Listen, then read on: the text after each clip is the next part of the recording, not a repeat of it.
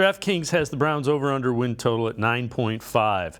Chris Sims from NBC Sports, Chris Sims on Button on if he thinks the Browns will be over or under that 9.5 wins.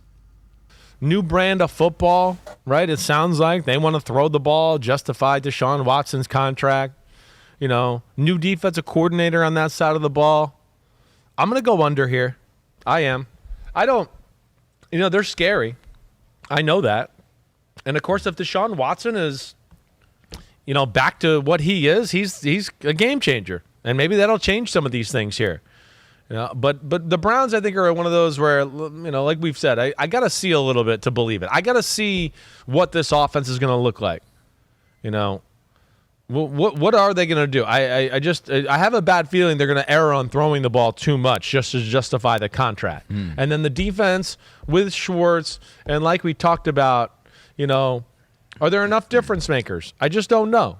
I don't know about that yet either. And they have a pretty tough start of their season to where, I'm not going to just anoint them, right? Like, the Bengals week 1, at Pittsburgh week 2. That's his even showdown, and it's at Pittsburgh, And then, I have respect for the Titans, and then it's the Ravens, and that's the 49ers. I mean, so there's some things here to where if they're going through growing pains, it's going to be more pains than growing.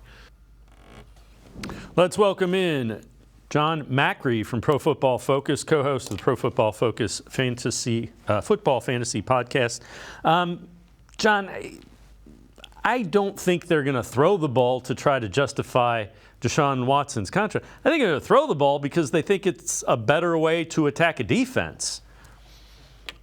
Yeah, I think that makes sense. It is obviously more efficient to throw the ball. We've found on the offensive side of things, but when you have a running back like Nick Chubb, you don't go away from that either, right? He's been one of the most efficient running backs in the NFL since he entered the league. So I think he's still very much going to be a big part of their game plan. I don't know that Kevin Stefanski is going to do this drastic shift in offense, but I could see more passing, but I don't think they'll be among the league leaders in that category, for example. Yeah, and I know we've talked before. Nick Chubb's really talented running back. You would think if you're doing 3 wide receiver sets and you're spreading it out, that just makes him more effective running. Kevin Stefanski likes running the football.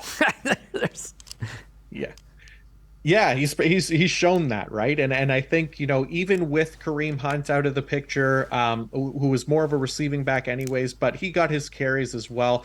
They brought in Pierre Strong this past week as well to kind of bolster up that room a little bit with Jerome Ford not fully healthy. So I do still very much think it's going to be the mindset is going to be to run the ball in Cleveland more than anything. So I'm not too concerned that the offense is going to have a drastic shift and it's going to backfire on them in any means. I do think there will be an improvement this year, but I think it's going to come from everybody and not just Deshaun Watson. What are you thinking? Over or under 9.5 wins? Do you think they get to 10 wins? It's tough. I know that's tough. Yeah. It's a really good number. 9.5. Vegas never makes it hard or makes it easy on us, right? That's what they do, but it's super close. I tend to lean under here, but I lean under with kind of a silver lining in that I think they could be a much better team this year, show noticeable improvement, which is the main thing.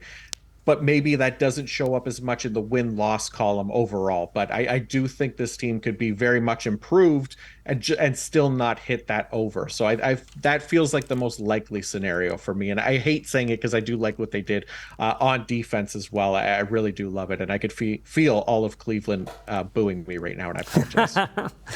Well, you got to go with what you feel there.